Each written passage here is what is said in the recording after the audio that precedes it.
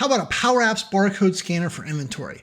So this is one of those apps you guys ask for all the time in my different videos around inventory management, check-in, check-out. You're always like, hey, kind of go that last step and connect all the dots. So that's what I did today. I built a very pretty, by my standards, app, and we've added barcode scanning. And so the barcode, if we scan an asset that exists, then we can manage that asset. So check them out, update the inventory, all of that. Or if we scan a barcode that's not in the database, then we're going to go ahead and add that in there. We made the app pretty. We had to do a little other niceties in there and just kind of had some fun. This app is based on an app I built for one of my customers about 5 years ago. So we're going to take their inventory management stuff and make it in this nice little package so you guys can all see how that works. Sounding fun? Then let's switch over to my desktop and take a look. All right, let's start by looking at my phone. So here we've got the lovely little app, and we got a little toggle down here for admin mode on, so we'll leave that on. And so let's say we want to scan an item. So we say scan an item. And so what happens here is when you go to scan it, now it will scan the barcode, and there you go, it scans. And so when it scans, it looks up the item. And so since that asset was found, it's like, hey, here's all the information. So all the asset information being retrieved from our database, and we can see then we can then have the ability to take 0 to 3 items because that's the quantity on hand. So we kind of had to make that dynamic. Down at the bottom, we've also got a button for increased quantity. And so this is a nice little screen if we want to add to it. So we can just say 5 and we'll say update inventory.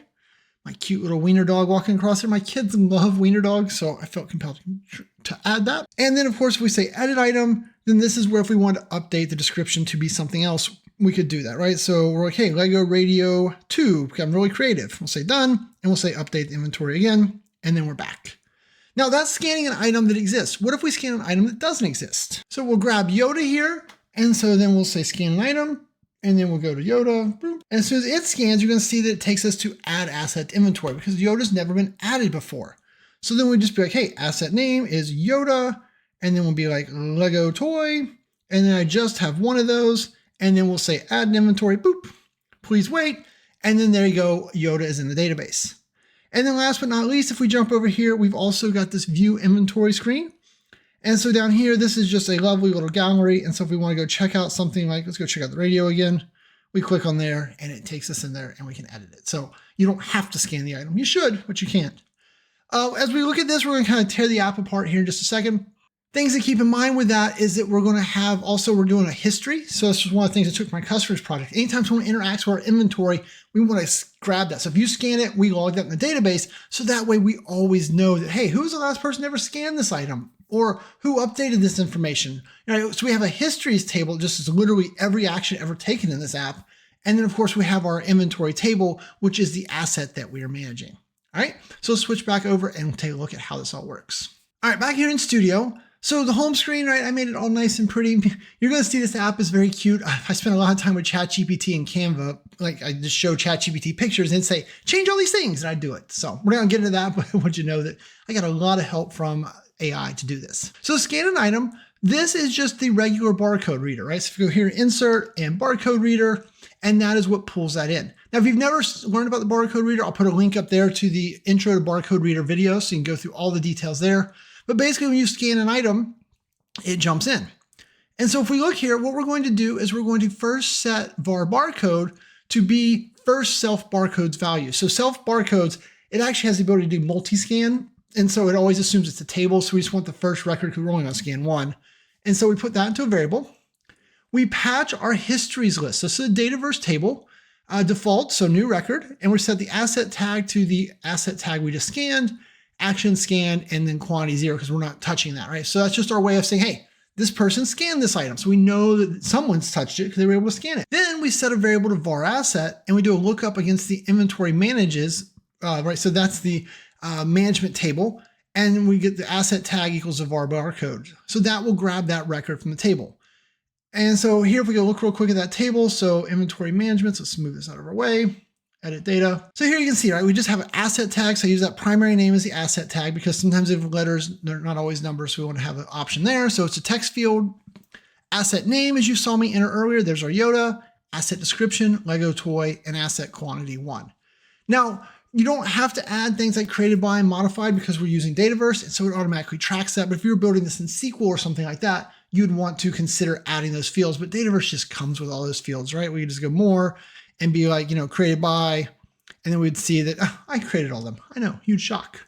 Okay, so that's that table. The histories table, let's edit that data real quick as well. So this one, same thing, asset tag. So what asset did they scan? Notice there's one record for everyone, whereas the other one, there's just one record for each asset tag. This is every time activities take place, we have a new record.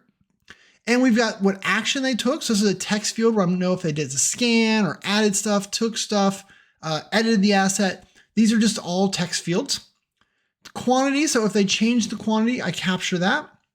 And then like in the case of an edit one, I even grab the text, or in the note field here, I write down, hey, here's what the values were, here's what the new values were. So that way if somebody updates the inventory, you can see it, right? The customer I built this for, they were really keen on knowing what was happening with their inventory, right? They were IT equipment that was worth hundreds of millions of dollars. And so we wanted to make sure that we had all of this rich history. So we just have this history table where we dump all this in.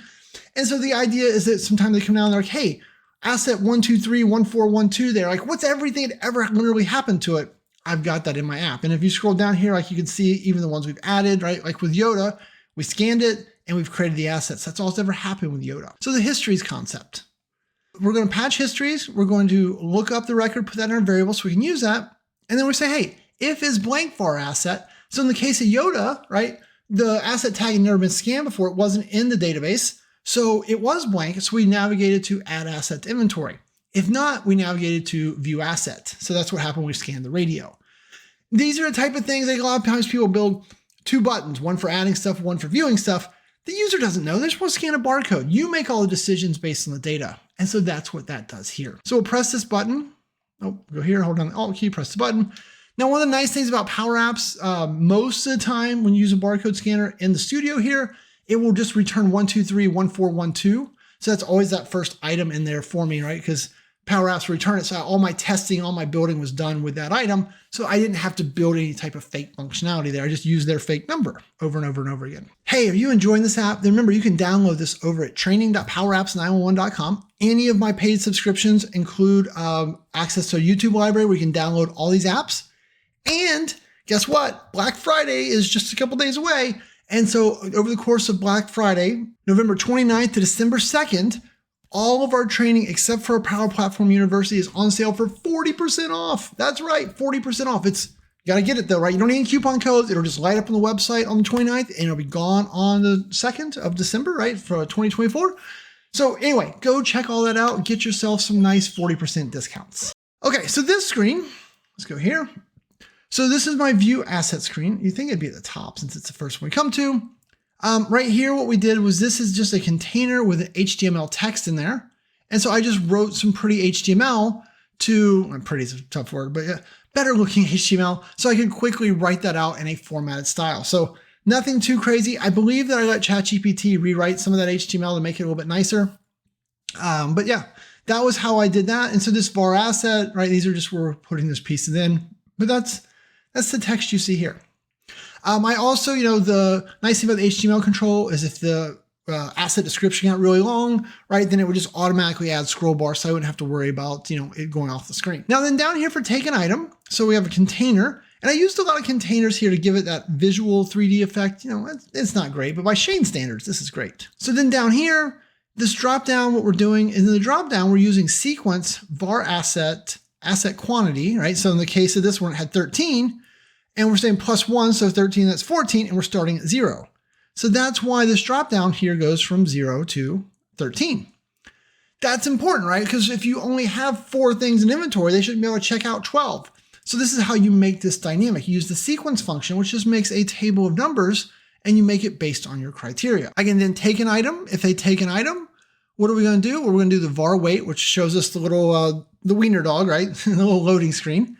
We're going to patch our histories list to say, hey, they scanned this barcode, they did a take, and how many did they take? And so we'd have that number. So we would know that in our history.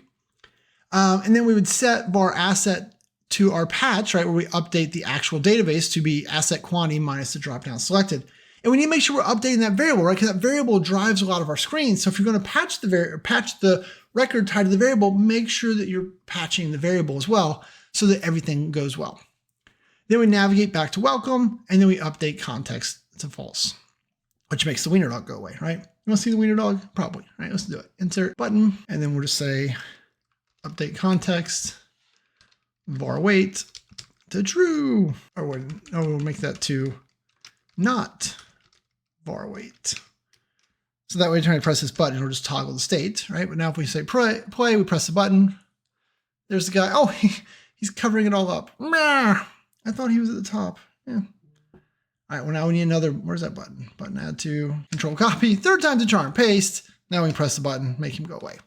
Okay, and all that was a little animated GIF I made with Canva. So there is those pieces. Now down here in the admin only section, the way that I made these work is if we go back to our welcome screen, just roll back here, admin on, right, to toggle true or false. So if it's off, if we go back to scan an item, boop. See, and sometimes when you do this over and over again, it doesn't always work. So sometimes you kind of have to beat on it to make it like go. If it's still not working, hit play. That'll usually get it. Anyway, sometimes the barcode scanner doesn't trigger like it's supposed to. But there, you can see these are grayed out. You could have made these invisible altogether. I don't know, I just thought it was, I had the screen real estate, I put them down at the bottom and they just toggle on off. Also, speaking of the toggle, you know, in reality, you're not going to just have a toggle for admin or off. You're probably going to do some type of lookup or some type of like, hey, are they in this security group? Like, you're going to have more functionality. I didn't want to get lost in that. I just wanted to show you how to do it, how you decide whether or not they're an admin. I don't care. Okay, so put that back to on.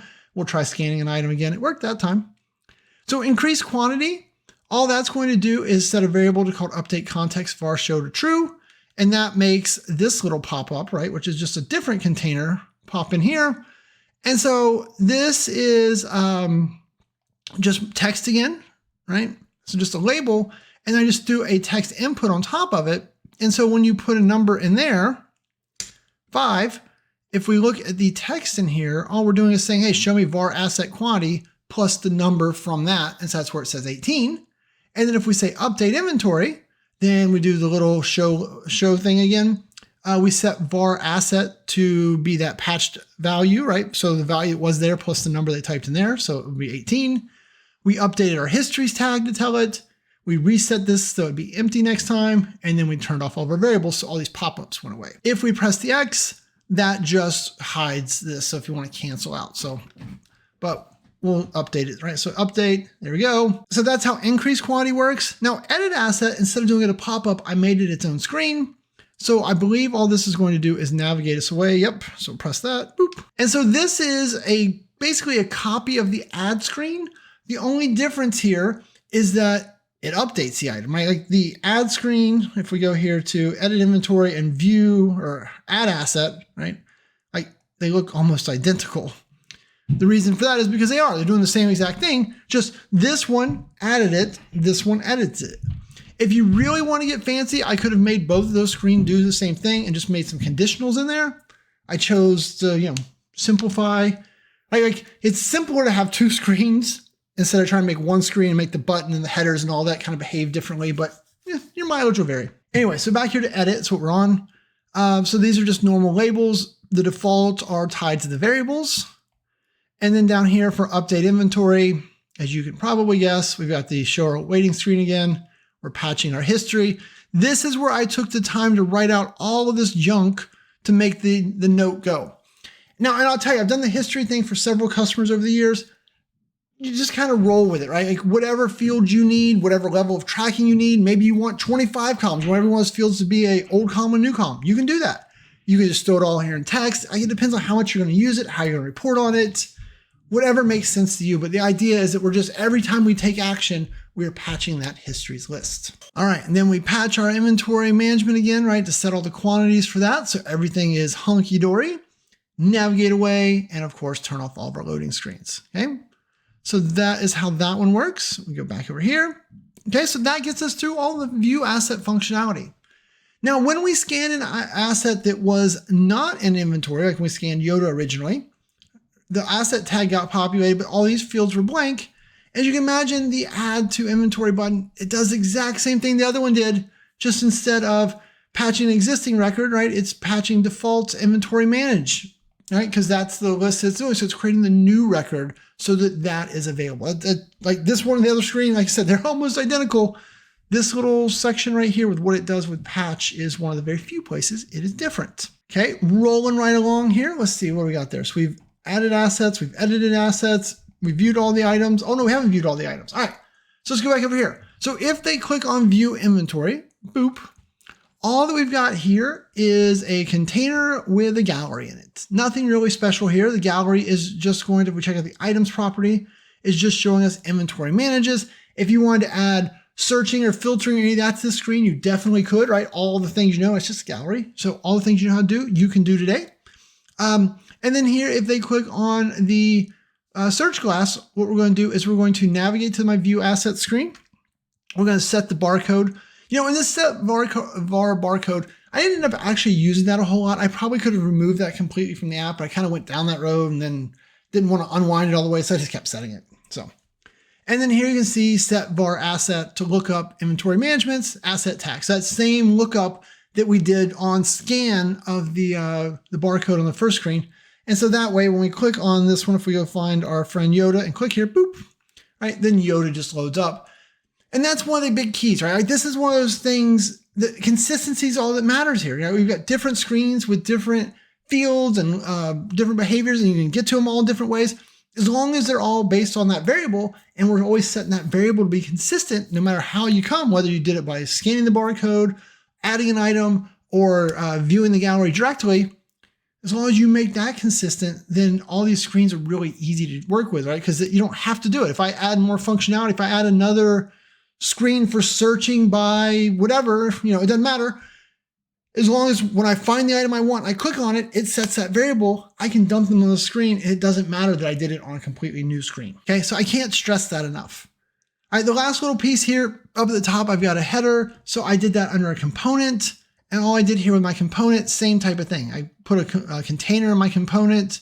I got my little icon for my back button, and then an icon for a label. And then my header just has two variables, header text, so that way I can set what goes in the header text, and then the back button, where do I want the destination to be? Now, for the first time ever, I did do something a little different there, because most of the screens I want to just go back, but one of the screens I wanted to go specifically to a screen I told it to. So what I did is I said, hey, if is blank my header back button, then navigate to back. If not, navigate to where I told you. So that way, if you look right here on add asset, I pull this up a little bit.